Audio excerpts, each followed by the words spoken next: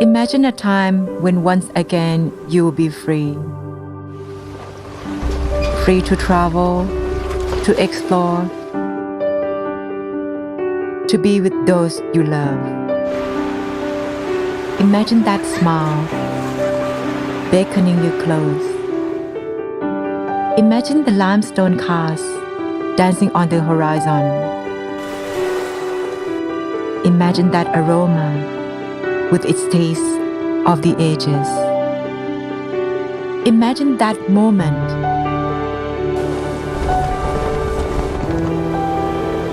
when the Andaman breeze brushes your face. Imagine that freedom. Imagine Phuket.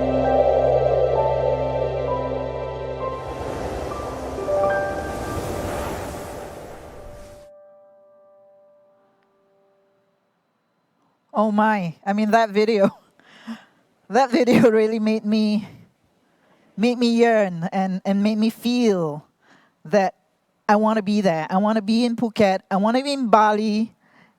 I want to be there during their reopening. And I know that we across Asia and the world, we are rooting for their successful reopening because they are blazing the trail for all of us. So please welcome Anthony Lark, President of the Phuket Hotels Association. We have Jean Hallier, who's Chairman of the Bali Hotels Association, joining us this evening. So Anthony, Jean, how are you? Well, I'm very well. How are you, Houston? Thanks for having me. Man, that video got me. Yeah, we made that video actually late last year in anticipation of Phuket reopening up again this year at some point, and we're just about to launch that video globally in conjunction with the Tourism Authority of Thailand. So we were very proud of it. Well, it's aged better with time, right? Because the feeling is way stronger now. So let's go to A Tale of Two Islands, and I asked you guys to help me with comparison. It's quite interesting to compare the two islands. Very different, but clearly highly dependent on tourism. Lots of statistics there for people to look at as we talk, right? So Anthony, 1 week to go. Government gave the green light, go ahead on Tuesday. Air of anticipation as well as trepidation, right? So how's the mood? How's the mood in Phuket? Well, we have, the mood is good, generally speaking. We have 6 days to go before the first flight of international travelers arrive from Qatar, on Qatar Airlines, in 15 months. So you can imagine people are nervous, people are excited, some people are worried, but in general, there's a very, very positive feeling here. You know, we're both excited and a little bit nervous. Yeah, I can imagine, right? It was like the first time that we were locked down and then we had to go out and be with people and you didn't really know how to be with people. So preparations all ready? We are ready? We are indeed. The government set a stipulation that 70% of the population had to be vaccinated prior to this sandbox initiative being implemented. And we, as of today, I believe they have reached 70% of the island's, 450,000 people in terms of the vaccination. So that's gone very well. The Thai government, the Ministry of Health here, has rolled out this vaccination, not just of local residents, but also of the expatriate. 14,000 expatriates live on Phuket. Some have work permits, some are here on retirement visas and various other kinds of visas. And just today, I heard a lot of the expatriates are going for their second AstraZeneca vaccine. Most have had the Siew as well. So it's a mixture of, depending on how old you are. All right. Okay, Jean, I mean, the situation in Indonesia probably a bit more challenging, but, the government has indicated possibly end of July for hotels reopening, and I know that the association is ready for the reopening when it comes. What's the mood in Bali? The mood in Bali is we are on the waiting list, I would say. We just had a discussion from the Minister of Tourism, I think yesterday, was announcing that the decision dates for the reopening will have to be postponed so far. We are still aiming for the end of July, but we have a number of cases that is rising right now in all Indonesia, including Bali. So it's not the right moment, I guess, to take the formal decision. We are ready. I mean, in terms of tourism, all the tourism industry has reached the vaccination stage. We have done more than 100%. In Bali, globally, 20%, almost 19.5, I think, percent of the population has been vaccinated so far. So we're still not at 70%, far away still from that point. But in terms of process, in terms of we say protocols, all the CHSE, which is the normal regulation, is already in place in all the hotel industry and all the tourism industry. So yeah, we are waiting for the next step from the government, having something similar like Phuket has with the sandbox, and ready to activate everything. Right. So it's interesting looking at that chart and just trying to sort of compare the numbers here. Clearly, Bali has a way bigger domestic market than Phuket had, right? If you look at that, Very it's much. 4.5 million versus 1 million. So Phuket probably took the harder hit in terms of in terms of COVID, right? And look at the number of hotels that Phuket has versus the BHA. Anyway, is the BHA count of 145 hotels. And if we look at the top 3 foreign markets, China, Russia, and India for Phuket, and those only Russia probably could return right now, and Australia, China, and India, those 3 markets are basically kind of close, right, for Bali. So go on, Anthony. I'm sorry. Phuket Island was it was a catastrophe. It was devastating. 180 or 100,000 jobs were lost. Hopes and dreams were shattered when an island is so heavily reliant upon international tourism, and as you said, with such a relatively small domestic market, it really hit the island very hard. You mentioned Russia. Unfortunately, the Sputnik, the vaccine, is still not approved by the Thai government as one of the vaccines that enables you to come in under the sandbox. So our Russian friends won't be coming back until such time that that's approved. Right. Yeah. So we'll go into sort of the demand that you're seeing right now, with news of the reopening. But before we do that, let's go to the audience, and we're going to ask for a poll, and we're going to ask them, what do you think of the reopening of Bali and Phuket? The first one is, I'd jump on a plane tomorrow if my government would let me, so if we can have the poll, please. And let's talk about demand then. And Anthony, what is the most significant shift in customer behavior you see taking place? Because through this episode, we are hearing, longer stays, higher value travelers, digital nomads, private villas. What are you both observing from your vantage point, observing the market? Anthony, we go to you. Well, I think it's a little early to be accurate on that, simply on the basis that tourists haven't started to arrive until July the 1st. We really won't know. This is going to be a baby step trickle arrival. It's not going to be a massive shift simply because the island is opened up on July the 1st. I think in terms of the market shifts, it's very clear to us that people are staying longer. They're traveling potentially with less trips, and they're staying longer. There's a lot of villa rental inquiries. A lot of families are coming here. A lot of people are working whilst on holiday, which is a real trend. A lot of people are coming to Phuket to work and write simply because there's great internet connections here, etc. They feel comfortable to work. Right. Which markets are you seeing the demand from? I mean, you're seeing bookings come in now as soon as the government announced, right? You saw a spike in bookings. So where are the bookings coming from? It's restricted by the countries that are included on the list of low risk countries, and that obviously changes every week as we see the outbreaks occur in country after country. It's a fluid situation. Right now, we're seeing the Middle East, Israel, Dubai, We're seeing parts of Northern Europe, the UK, Germany, France, and Scandinavia as our biggest potential markets. More importantly, those markets are markets that do not need to quarantine when they go home. Right. I mean, Singapore, for instance, would have been a perfect market for Phuket, just 90 minutes away. I know, But we're waiting. But you need to spend 21 days in quarantine after a week on a Phuket beach. Yeah, I know.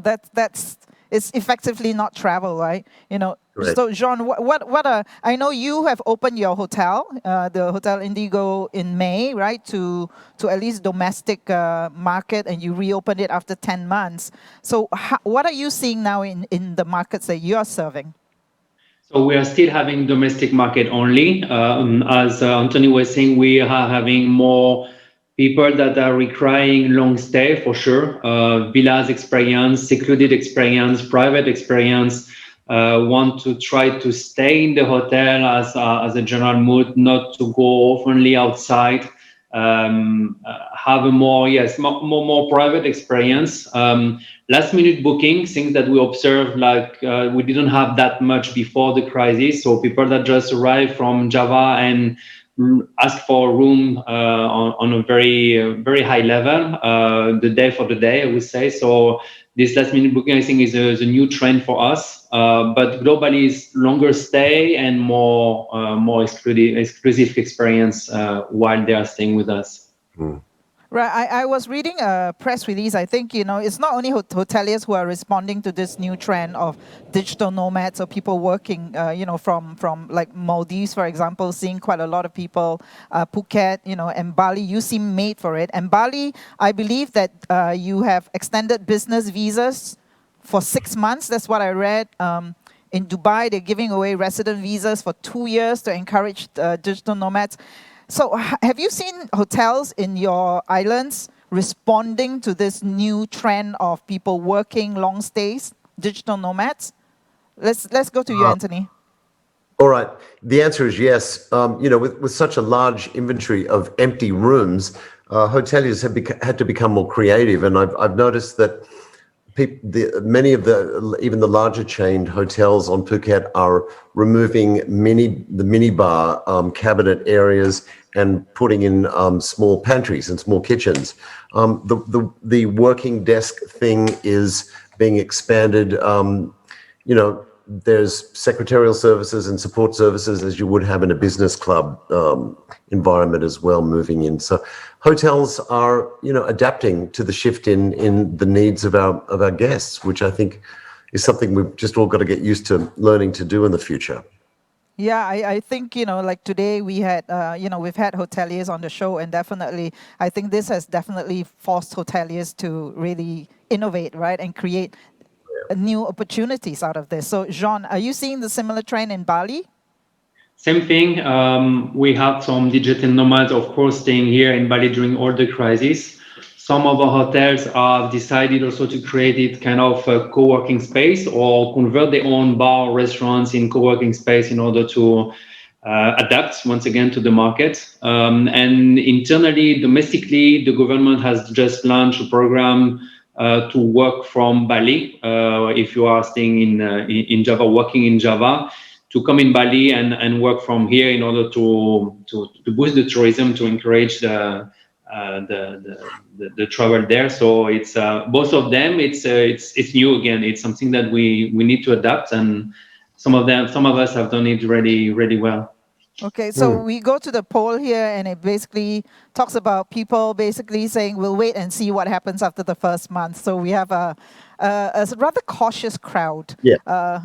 We'll wait and see what happens. Understand Okay, that. so what's interesting at this time too is really we've seen the blossoming of natural tourism. I mean, not natural assets, right? Anthony was telling me that you're seeing sea otters in Nai Tong Beach, reef sharks in Phi Phi, which you would not have seen before. So it seems ironic to me that for your two islands, that tourism has to disappear for nature to appear.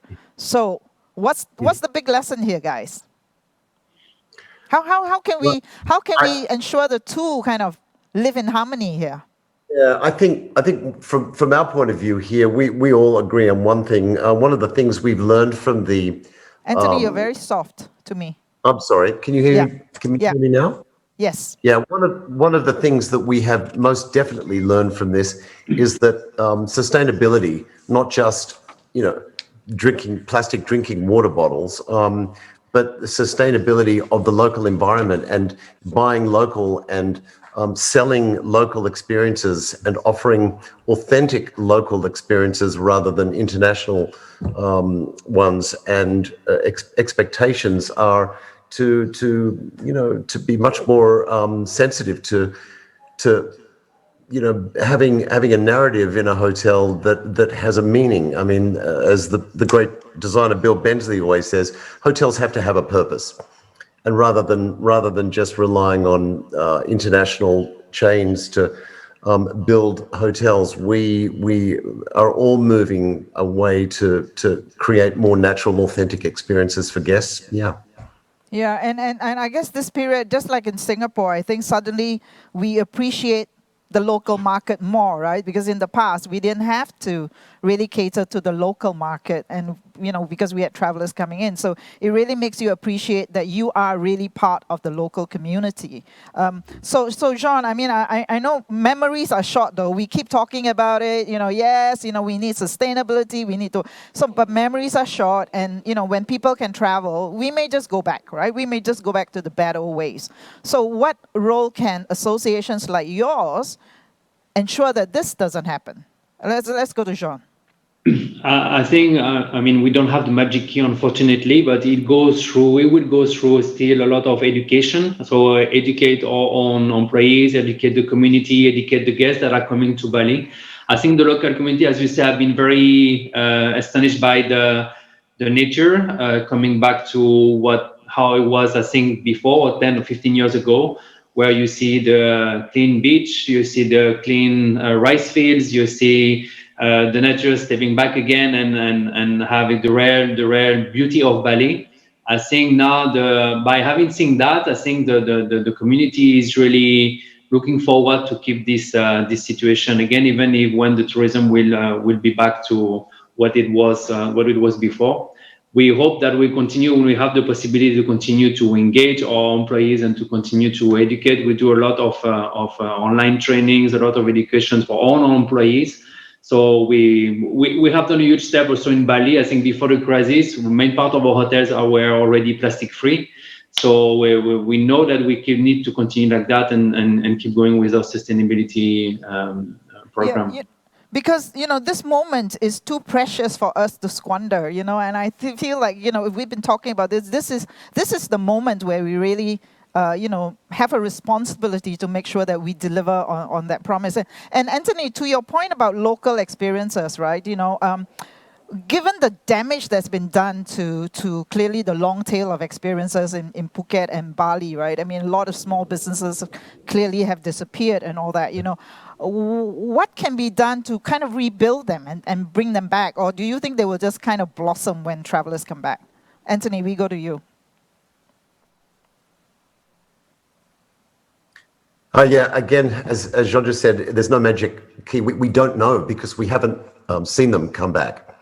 But I can say that these are normally driven by supply and demand, and when small businesses and massage parlors and tattoo shops and small restaurants see a demand, then they'll increase their presence in the market for sure. But it's going to be a very slow upward trend.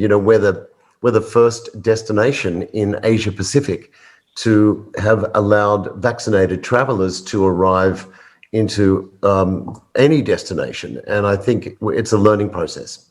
Right, but at least it's a start, right? And we take it slow, step by step, and we go with, the stumbles. If we stumble, we pick ourselves up and we keep going, right? Okay, so I'm going to end with a rapid fire. What will you say to the first foreign guest who checks in at your hotel, Jean? Finally. Anthony? Can I get you a drink? Okay. Welcome back in Thai. Yindi ton lap. Kop kun ka. One thing that will change forever, Jean. I think the digital change, the way we are working in terms of virtual meeting, virtual education, work from home, all this part, I think will remain. Okay, Anthony. I think what will change forever will be the nature of multi-generational family visits and being at one with the local community. I think we'll be engaging our local communities and buying things from our local communities and having experiences in our local environments more. Okay, one thing that will not. Jean.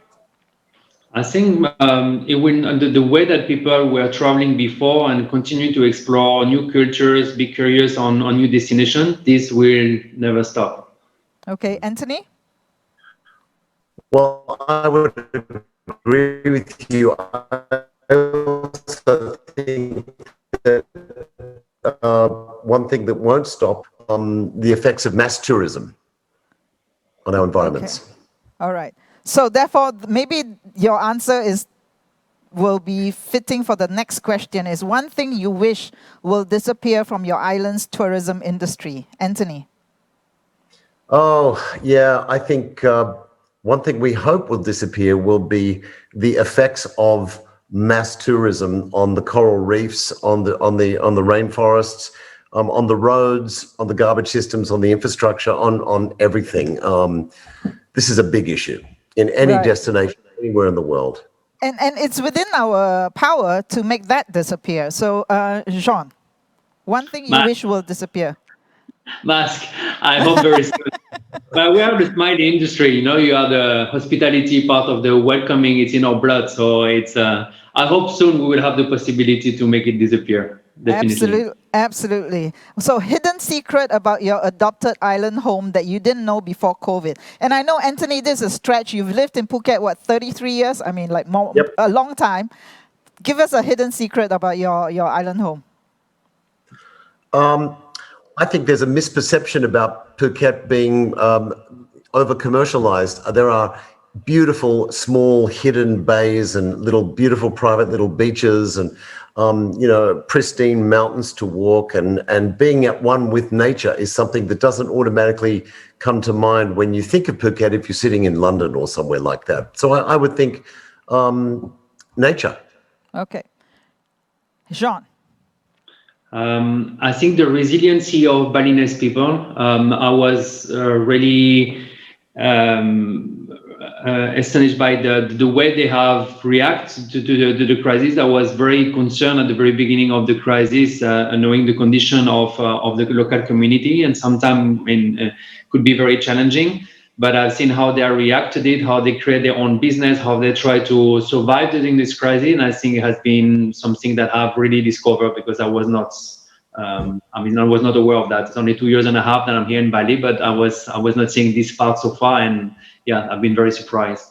Yeah, I mean, absolutely. I and the whole industry kind of salute the resilience of all the local communities that have been impacted by COVID, but still remain, hopeful. And when your islands open up, they will blossom again and they will flourish again. So thank you, Anthony and Jean. And we wish we could be with you on your reopening. But I am there. I am there as soon as I can.